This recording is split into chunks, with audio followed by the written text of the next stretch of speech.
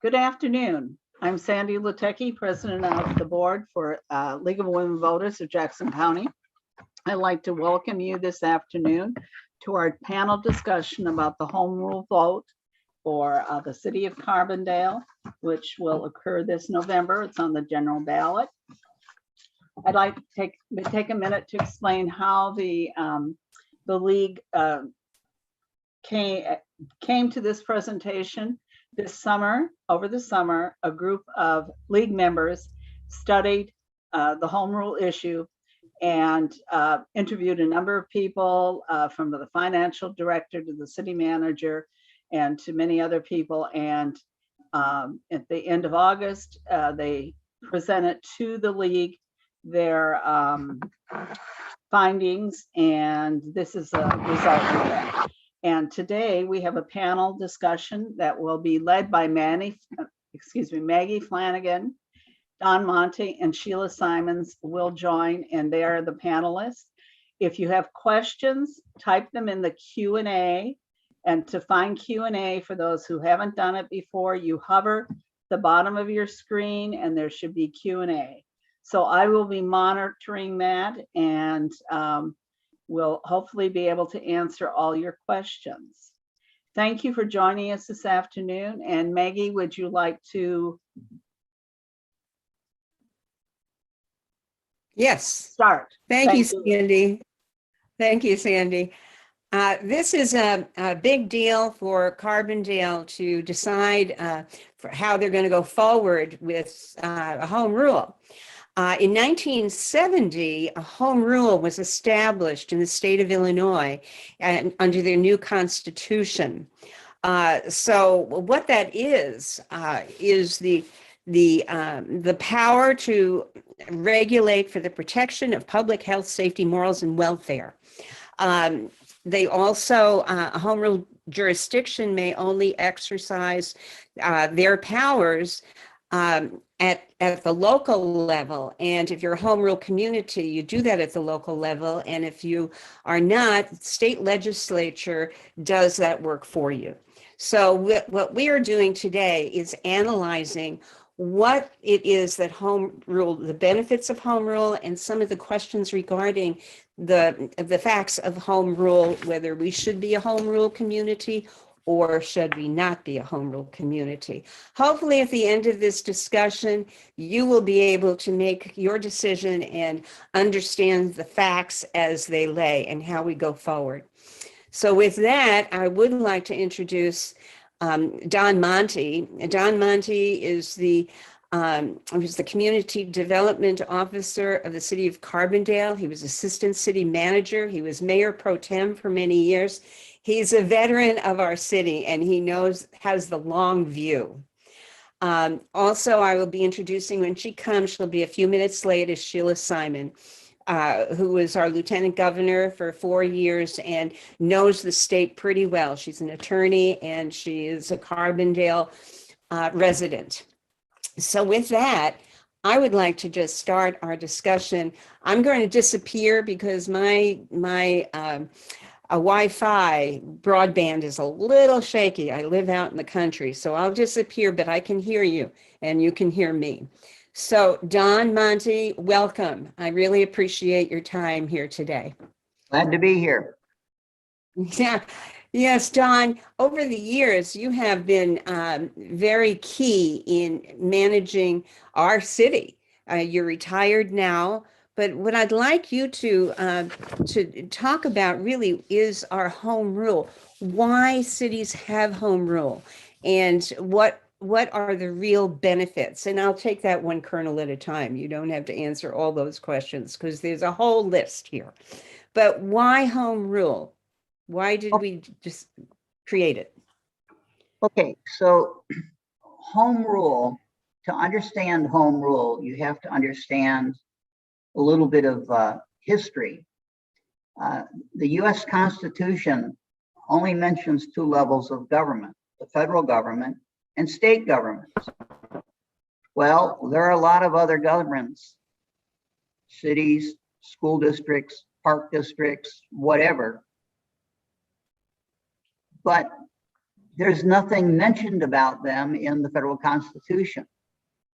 So in fact, all the powers that local governments have come about because they are considered to be creatures of or created by the state, and therefore are subject to governance by the state. Back in the 1800s, there was a court case in Iowa where a local government passed a law and somebody objected to it, and the court ruled that since the state legislature had not specifically authorized that local government to legislate in that area, that the law was invalid. And this has been called Dillon's Rule, who was the main judge involved. So if you look at it from that perspective, local governments and cities in particular can only do those very specific things that the legislature authorizes them to do, whether it's licensing dogs or passing certain kinds of taxes, or how do you pass the taxes, or what size is your city council, how do people get elected. I mean, every minute detail is up to the state legislature. And this makes it very awkward for a lot of local communities because, you've got legislators from all over the state making up laws and rules and very fine detail that affect every little community or big communities like Chicago, without them being there, without them having a sense of what the community is, what the community's needs are, and so on. Thus, home rule. With home rule, communities have a lot more flexibility in what they can do. The legislature can set some parameters, but unless the legislature preempts home rule in a particular area, the local government has an opportunity to really reflect what the community wants. Mm-hmm. Mm-hmm. Okay. There's so many communities in Southern Illinois that have chosen through their referendum to become a home rule city or community. Some of these include ones that we know, and we might come back and talk about these again. Marion is a home rule community. Murfreesboro is a home rule community. Herrin, Carterville, Benton, DuQuoin, Johnston City, Mound City, Mount Vernon, Cesar, West Frankfort. These are, and there's stories attached to each of these, and they all had to do it by referendum. There's a couple that are missing, but like Anna, it did not pass in Anna. So what do you think was their motivation to become home rule communities? Well, it really varies. One of them that you didn't mention, the first community in Southern Illinois that adopted home rule by referendum is a very small village by the name of Muddy. It's over just north of Harrisburg. At the time they did it, I think they had a population of 40. Oh. It all had to do with local control of liquor licensing. And, so that was a unique situation, to Muddy. But liquor licensing is one of those places where, with home rule, local governments have a lot more flexibility. But I've watched over the years as these different communities have had referendums, and if you read in the newspaper, excuse me, read in the newspaper, what they're talking about and why. I think there are two principal reasons, and it goes back to the fundamental reasons for why home rule. One, it gives them a lot more flexibility in having different ways of raising revenue, taxing. The state law is very restrictive on non-home rule communities on different ways they can raise revenue. But with home rule, you have a lot more flexibility. I think the other reason that I observed where the different communities were looking at home rule went back to the idea of being able to flexibly regulate situations in their communities.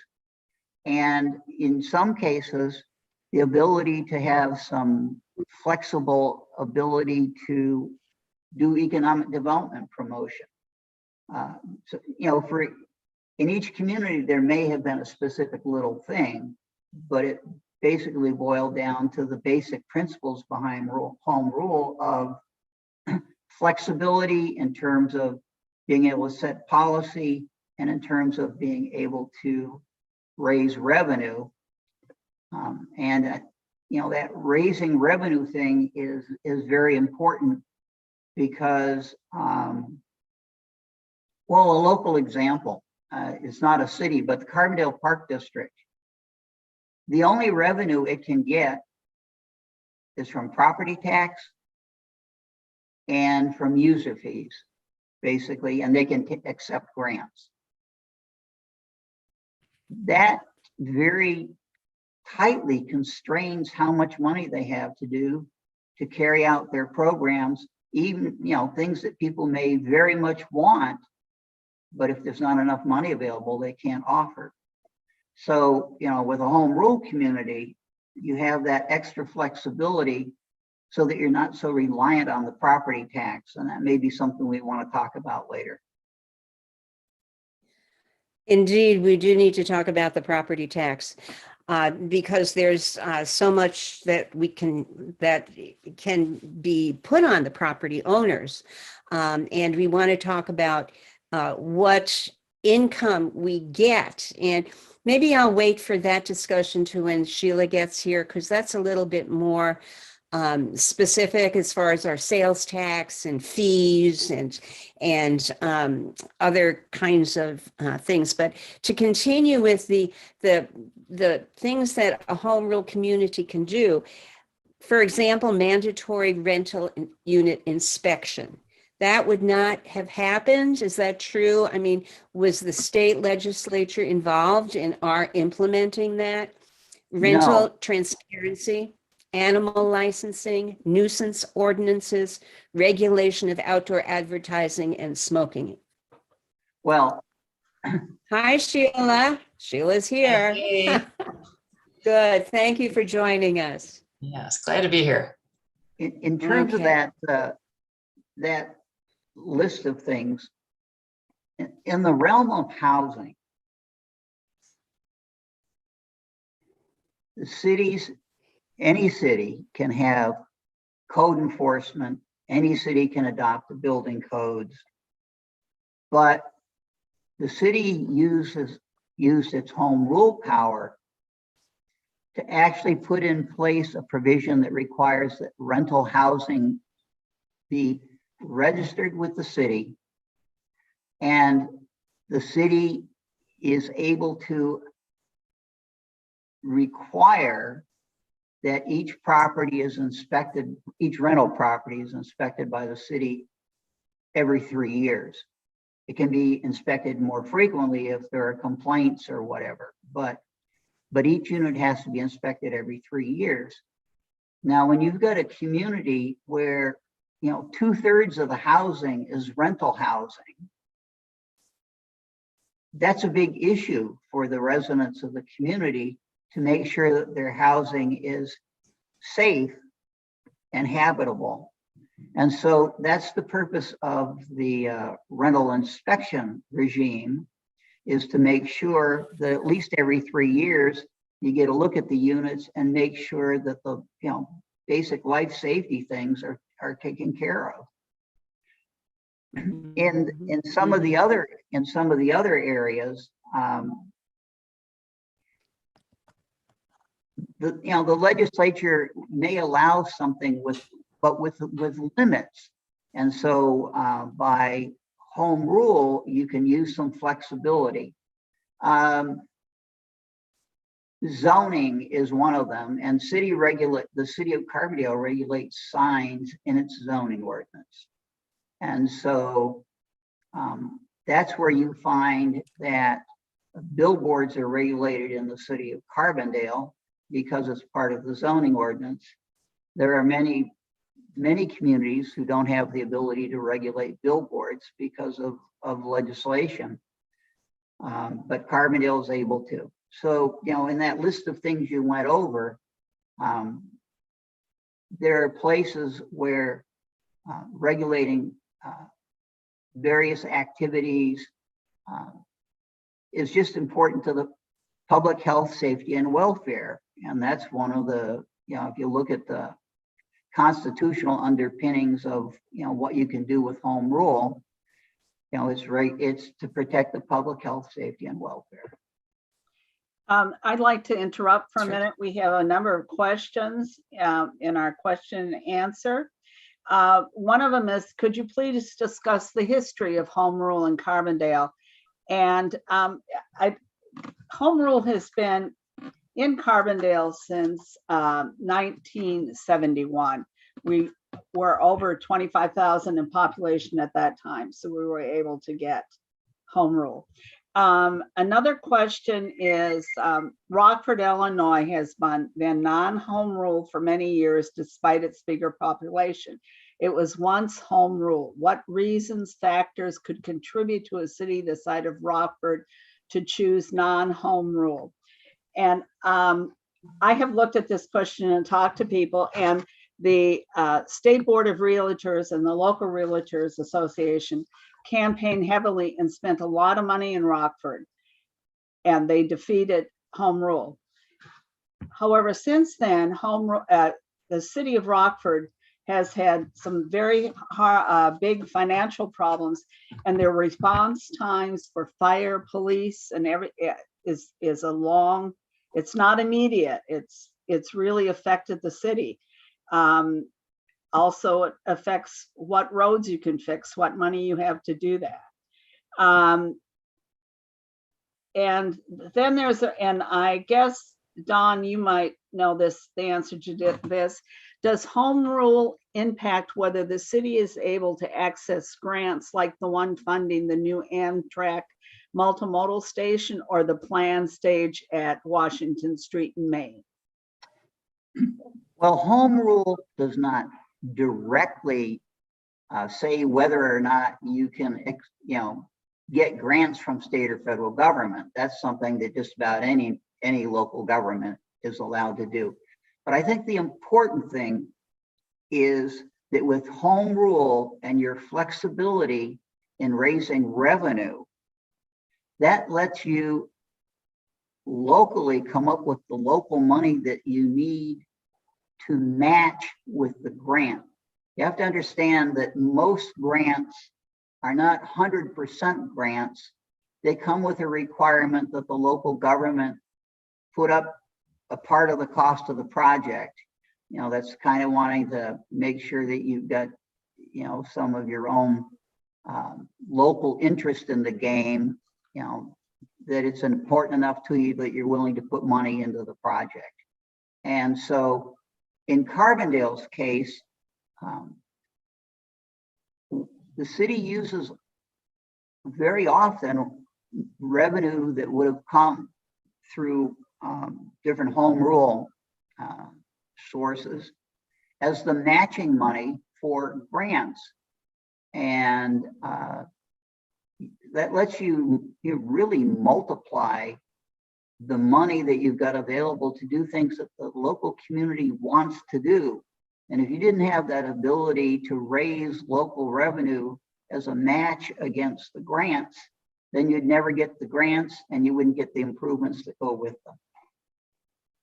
Mm-hmm. Yeah. This is a very big thing for people to understand what it is, whether we're going to be locally managed by your peers or to have to apply to the state legislature to have certain things done or for the money to do certain things. With that said, I would like to do announce a disclaimer. The library is hosting our League of Women Voters to do this panel discussion, and the library does not have any stand on this. Our discussion here today is educational, and it's about the facts of home rule. So keep that in mind as we talk about other things. Oh, is Sheila still with us? Are you still with us, Sheila? I am here, yes. Good. Oh, good. Sheila, we've been talking before you came about the state and why it implemented home rule to begin with. And Don gave a good outline of what that was about. Now, you have much experience in understanding the functions of the state and local government. So can you explain why I think this was a question here, the history of home rule in our community? Why did the state implement home rule in the 1970s? What was the critical piece that made it go that way? Yeah, so and Don may know more about this than I do, so I'll defer to him if he needs to correct me. No, he did a very good overview, but I thought since your tenure as the lieutenant governor, you traveled widely around the state, and I'm sure that there were challenging issues that came up in other cities or counties because they did not have home rule. And if you had any thoughts as far as those kinds of challenges. Yeah, so here's what I'd say. The home rule came about with our most recent constitution, right? It's a part of the new constitution. It was a part of a wave of reforms across the country, and there are often waves like this where people like the League of Women Voters say, hey, there's a better way to organize this government. Can we do this? And home rule is one of those better ways. And in general, home rule is something that allows a local community to tailor its governing more closely to its needs than would be a statewide sort of cookie cutter set of restrictions that you get if you're not a home rule community. And Maggie, you mentioned that if we don't have home rule, then we're going to be asking the state for more things. I think I disagree with that a little bit. We might be asking the state, but the state really doesn't care too much about what's going on locally in terms of home rule or not. The state just gives people the option. The difference is if we have home rule here, we can decide, we have more options, we have more local power. If we don't have home rule, we're limited in terms, particularly in terms of our ability to raise revenue, and the revenue then gets back to that one source of revenue for most local governments, which is the property tax. With home rule, we have more options available, and I think in particular that's beneficial to a city like Carbondale, where there are many people who work here, who enjoy the benefits of Carbondale, who make a good living here and live outside of the city. Home rule allows us to be able to generate some revenue from folks who are getting a lot of the benefits of Carbondale and not contributing through a property tax. So I think that's the state attitude is not so much we'd love you to do whatever you want to do. It's like you go be you. That's what the state is saying. And our choice here on this ballot issue is what do we want to be? How much control do we want to have? And how much do we want to have by way of options to address our local problems that really we know better than anyone else? You know, this is a good segue here, because I'd like to talk with you and Don about the projections of loss of revenue if we do not have home rule. The projections are that we would lose, because you brought up people who work here and live here and drive on the roads and utilize the infrastructure. It's a $10 million loss of funding. We would have to sunset our sales tax down to a much smaller amount. And $10 million, $819,000 to be precise.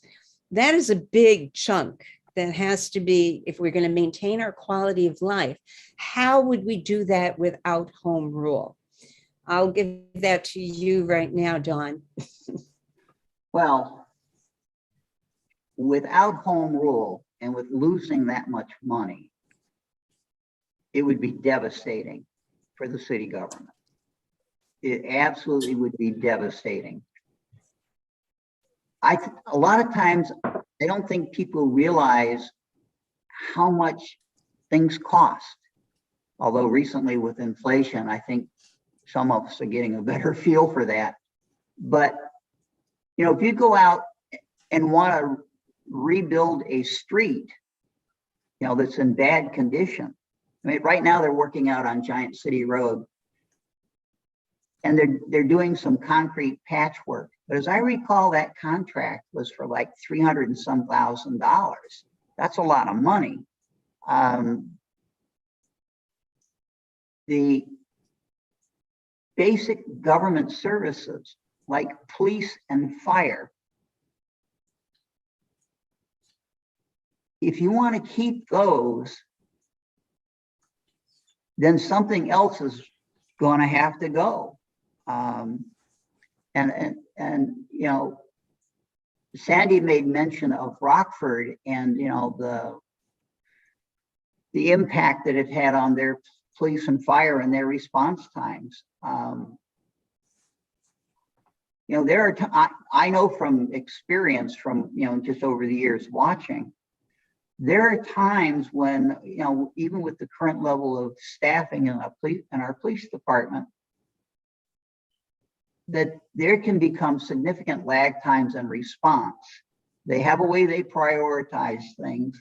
So they, you know, they will really get to urgent matters very quickly. But sometimes if you call and need assistance with something, they may have to say, look, it's going to be a while before we can get to you because we just don't have enough staff available, you know, at the moment to deal with everything. So public safety would be one of the things that, you know, I would be really concerned about the possibility of impacting. But I think people in Carbondale assume that they're getting from the city government a whole host of services, whether it's housing inspections, you know, the rental housing program, inspection program, but something that I think affects a whole lot of people in Carbondale is the number of local social service agencies that the city of Carbondale funds. So the city is part of the funding for the Senior Citizens Program. It's part of the funding for the Boys and Girls Club. You know, it's part of the funding for the Survivor Empowerment Center, which formerly was the Women's Center.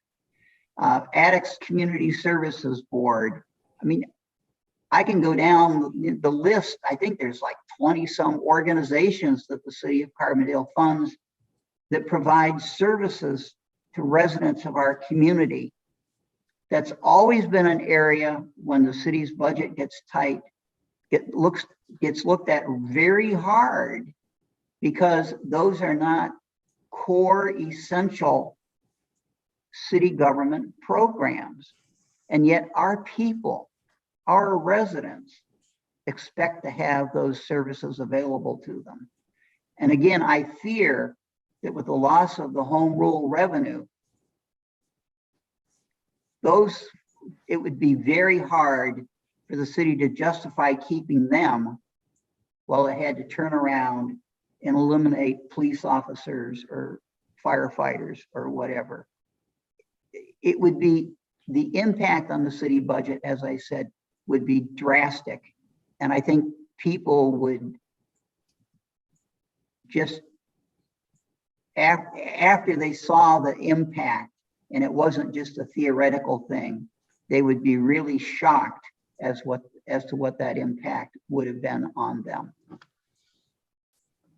And they estimate that for every $100,000 of your home asset, you would probably, if we didn't have home rule, get an increase on our tax bill of $1,400 for every 100,000 that your home is worth. And this is, so that would mean that most homeowners, am I correct, would really be the standard bearer for the quality of life in this community. And, and which leads me to another question for you both. And that is why, if this is so, we have increase in all the property tax without home rule. Why is the Illinois Realtors Association so against home rule and with their campaign in our community to stop that, that possibility if the people here choose to do it? Why would they be so against it if property tax, real estate taxes would go up? Maybe Well, it's hard to figure. Go ahead, Don. I mean, I've listened over the years to the arguments, and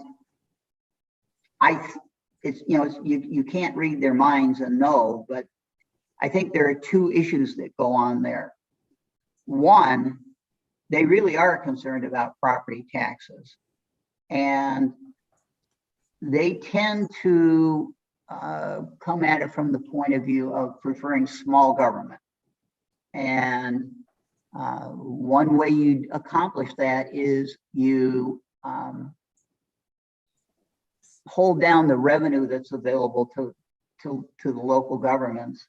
And with the property taxes, they're afraid that local governments will use their home rule power to really jack up property taxes, take on a lot of debt that would have to be paid for with property taxes. But in reality, what studies have shown is that home rule communities tend to have smaller property taxes because they have access to these other sources of revenue, and therefore they don't have to raise property taxes. A second reason I think has to do with, generally they tend to oppose, especially up in the Chicago suburbs, efforts by local governments to regulate housing, you know, rental housing, or to impose certain building codes or whatever. And I think it's a matter, again, this is my speculation, it's a matter of them thinking of protecting the real estate turf so that they can stay in business. But that's just my supposition.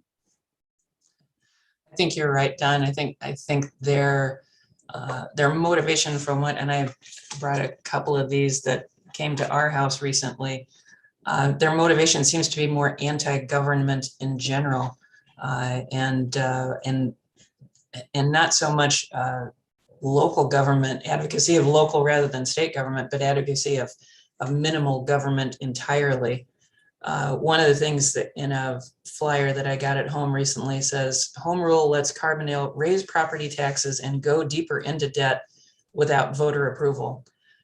So here's one advantage I have of having served at both the state and the local level of government.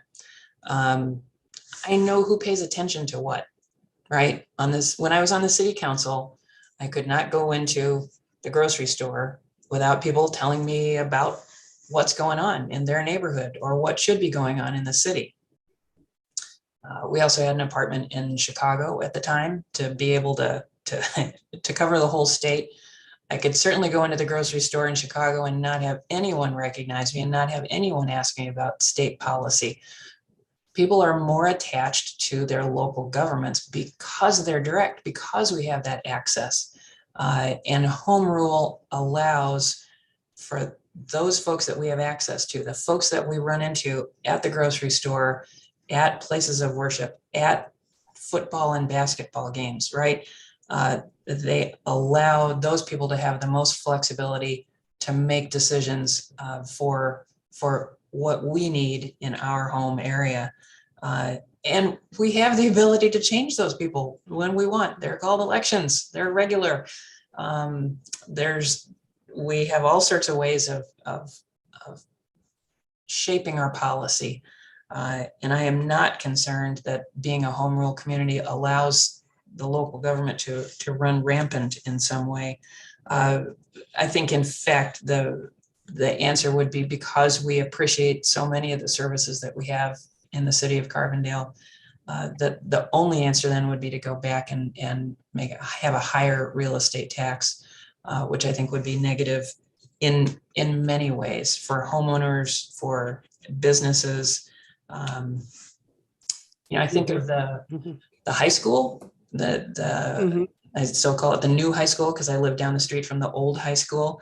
And part of the funding for the study and the architecture of the new high school was done through one of those local taxes on sales.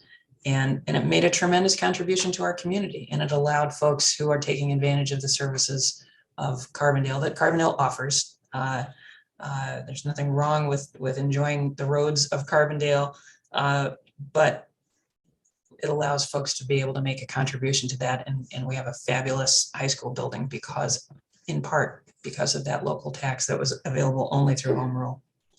In fact, I think we're the first community in Illinois that actually enacted a home rule sales tax with the purpose of funding a new high school.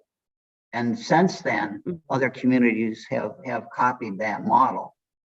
But yeah.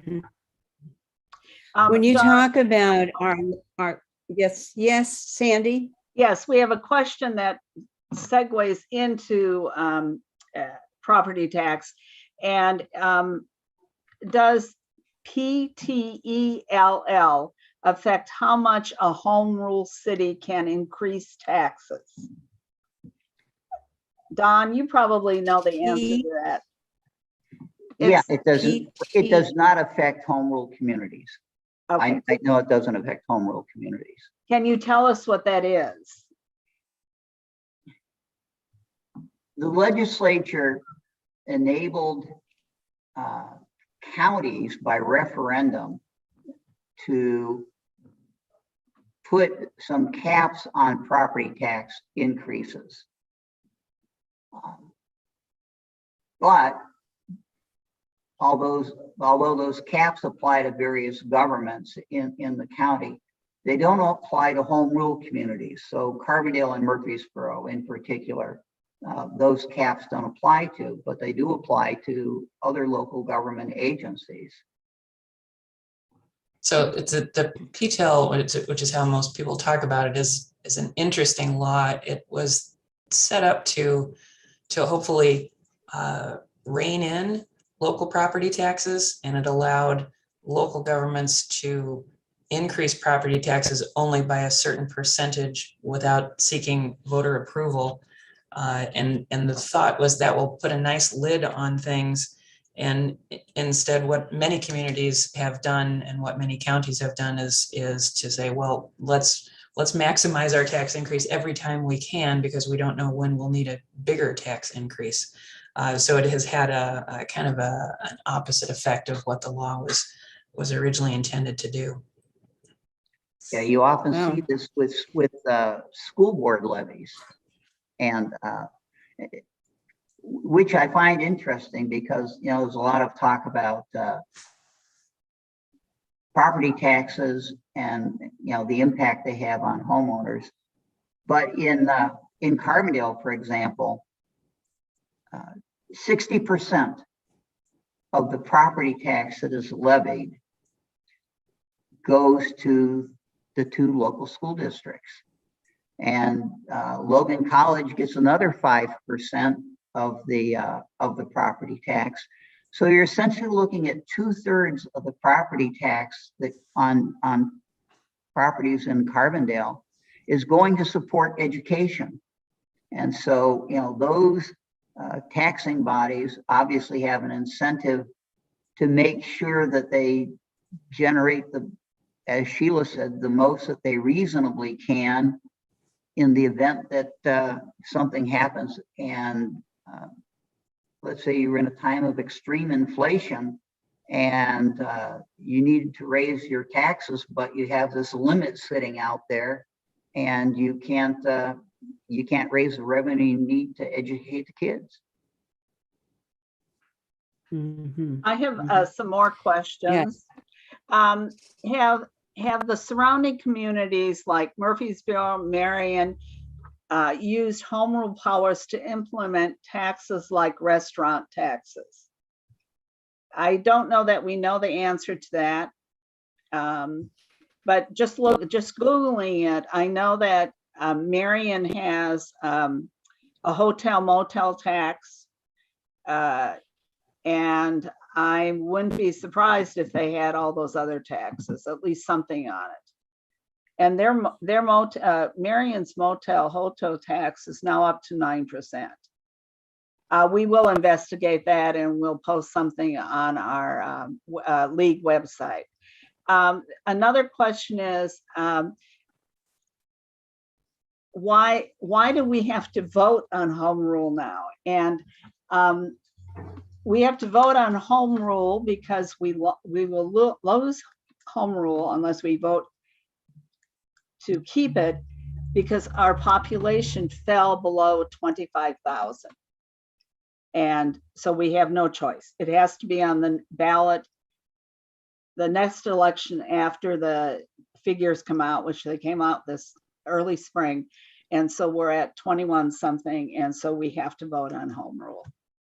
And you can see the impact there really of the loss of enrollment at SIU, because when that enrollment dropped so much, then the city's population went down, because most people don't realize that students that are living in apartments and dormitories in Carbondale are treated by the Census Bureau as residents of the city, and they're included in that population number. So when the university's enrollment dropped a lot, the city's population dropped below that 25,000 threshold, and that puts us in the situation of having to have a referendum.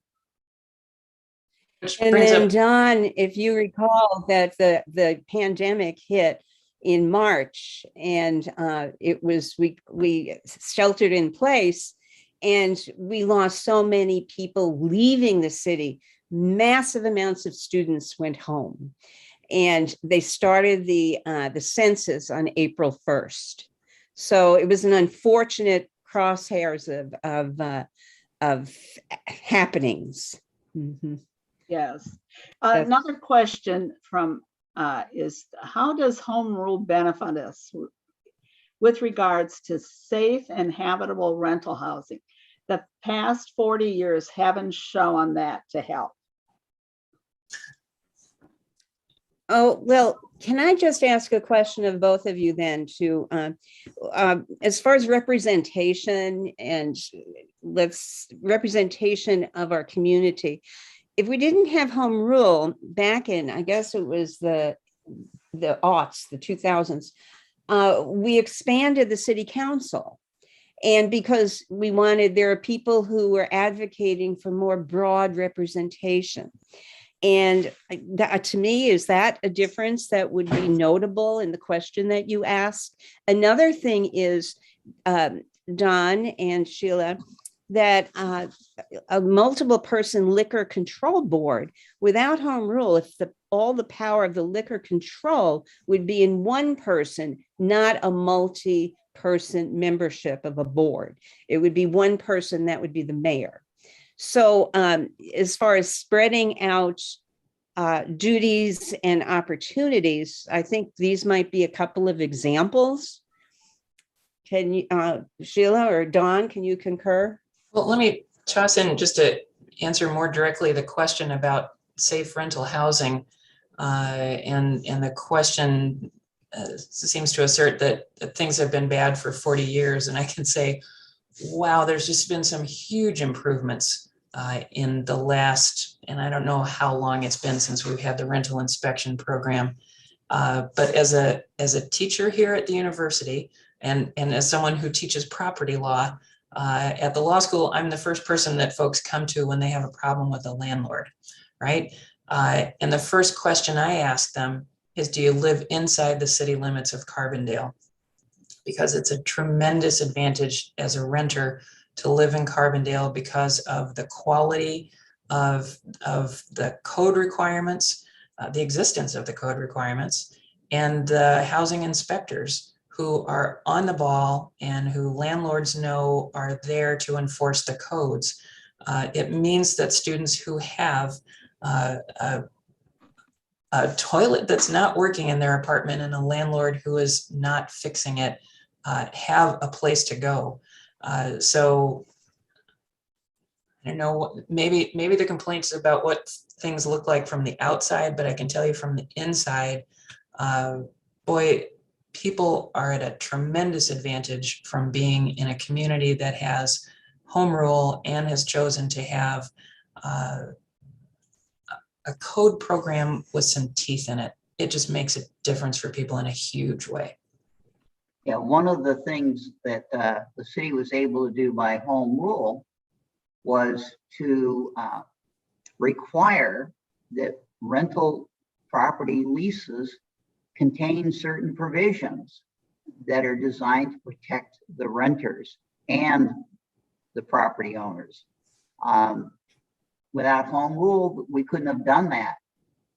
And I guess another way to look at this thing, if somebody is concerned about the condition of housing now, I'm kind of trying to think about what would it be like if those regulations were not in place. Just imagine what it would be like if we didn't have that way to inspect housing at least every 3 years and require that any deficiencies be corrected. It's a safety thing and a quality of life issue. Mhm. Okay, all right. So I'm just wondering how we're going to go about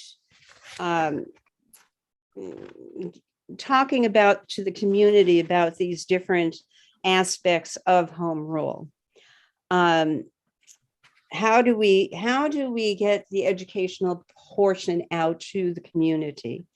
There are arguments against home rule. So much has been said about the quality of life that Carbondale has since the 1970s when it was implemented. But non-home rule jurisdictions, local sales tax may not exceed 1%. Local sales tax is not limited in home rule jurisdictions. This might be an issue people are uncomfortable with, but yet the people who pass through and come to Carbondale and do activities in Carbondale pick up so much of that tab. And we're not saying that as I think as a negative. It's a hosting opportunity. And how do we explain that to people more succinctly, I suppose? See, home rule jurisdictions may have more regulations and governmental control of citizens' actions. Just as you were alluding to, both of you, we have opportunities to create a more quality of life because we have representation. And I think the biggest issue with people who are thinking about home rule, that they don't want home rule, is the opportunity to shed some taxes. Is there more to it than that? Taxes are always a touchy issue. I served a term on the city council and served as a mayor for a while I was on the city council.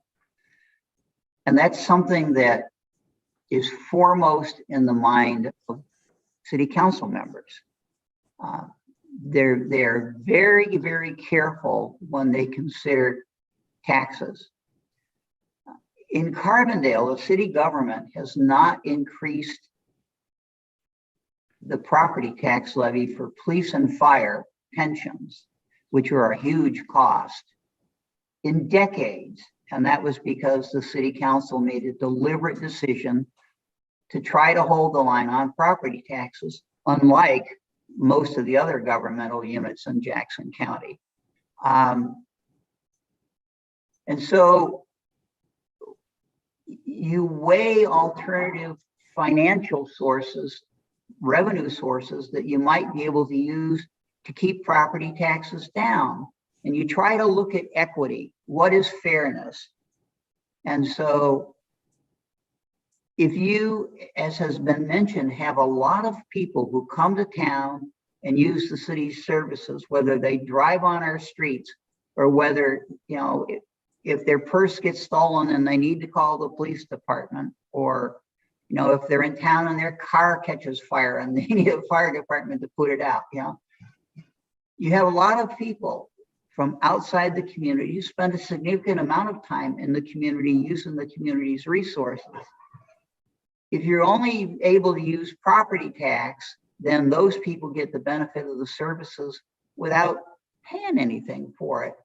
But if you can do things like the home rule sales tax or a tax on restaurant meals or liquor, you know, that lets you spread that cost out to a larger population that's actually using the services, and allows you to hold the line on property taxes.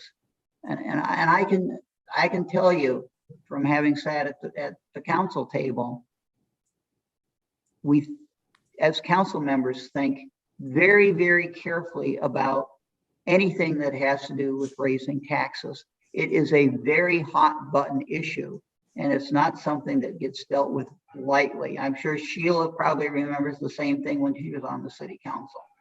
Absolutely. And let me just toss in, you know, the state has an option to choose sources of funding, and the state essentially forces local school districts to rely very heavily on property taxes when the state could fund schools more. And I think the state has an obligation to fund schools more.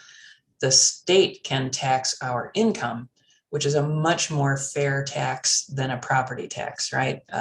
If you're running a business in Carbondale, you're going to pay the property tax whether you're having a great year or a rotten year. But your income tax will be adjusted. If you're having a rotten year, your income is going to go down, you're going to pay a smaller tax. So the state has options. Unless we have home rule, the only option for a local government, for Carbondale, is to raise the property tax.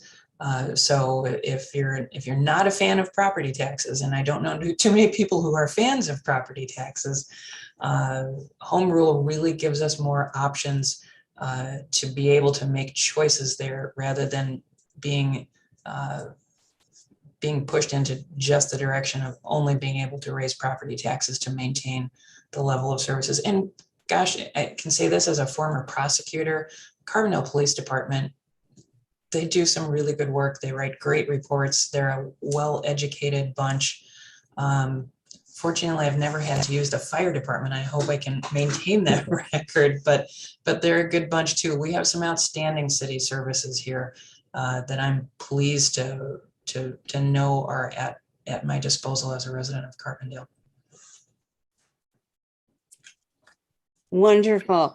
I wanted to remind everybody that that you can access the stand that the League of Women Voters of Jackson County are taking on this issue, and a more definitive outline of the cost, benefits, and the challenges and the opportunities. If you go to the League of Women Voters of Jackson County, .org, the League of Women Voters of Jackson County, on their website, and you'll be able to find more information and fact sheets and a PowerPoint presentation and all sorts of resources. And that's on the library website too, the resources. So I would like to just encourage everybody to check out those pieces of information. And Sandy. Yes. Yes. Do you have I would like more to questions? point out to everyone, the wording on the ballot is dictated by the state. The city is allowed to add a tagline that explains what your yes or no vote. means. For this vote, a no vote means to keep home rule. A yes vote is to do away with home rule. So a no vote is to keep home rule. A yes vote is to do away with home rule. It's rather perverse wording. It really is. And why the legislature chose that wording, I have no idea, but it is crazy. Because if you want to keep home rule, you have to vote no. Yeah. Yeah. Thank you What for do bringing you that think, up, Sheila? Sandy. Why the wording? Yeah. Why the wording? Oh, I think there are any number of reasons why the legislature creates things, and they're designed to fit lots of situations rather than any one particular situation. I think, assuming that many folks here are members of the league, I would guess that, like other members of the league, you get phone calls from people before election time, and friends are like, okay, I know who I want to vote for Congress, but what about this race further down the ballot? I think our role in educating our friends on what that yes and no vote means here is really important. So be ready to explain that to friends. So thanks for bringing that up, Sandy. Welcome. Yes. Yes, I've had to become very well versed. I was reminded in our voting to study down ballot. The judges are very important. Yeah. Well, I think that, are there more questions, Sandy? No, we've answered all the questions. And you're welcome to contact the league if you have any more questions. City officials will also answer your questions. There are just a lot of resources, the library. We have a PowerPoint, the league does, that we will make sure is on our website, and it goes through these. A lot of the stuff we talked about today, particularly where the people come from that are paying the sales tax, and a lot of other questions about the history and so forth. So that'll be posted on, the PowerPoint will be posted, and it will also post what our position is on the sales tax, on the home rule tax. Maggie, you might want to say something about that. Yes, well, I think that our website will have all the resources and information, and the league is really doing a lot of outreach and educational programming right now. And if you do have a group that would like to hear a little bit more definitive outline of our home rule question, just contact myleagueofwomenvoters.org, and we'll get to you and bring a program, a nice PowerPoint presentation. So with that, if there's no more questions, I would like to thank Sheila for making every effort to get here. She was teaching a class. And Don, thank you for stepping up and bringing your long history of understanding this inner workings of the city of Carbondale to our table. And Thank you. Thank you. Thanks everyone for paying Thank attention you. to this issue. Thank you. oh, we do. Thank you. The league would like to thank the public library and Jennifer Robertson. She's been a tremendous help with setting this up and guiding us through it. We couldn't do it without you. Thank you for all the participants, the panelists, the host, and our general audience participants. Thank you very much. Yes, thanks for keeping Carbondale in your mind's eye.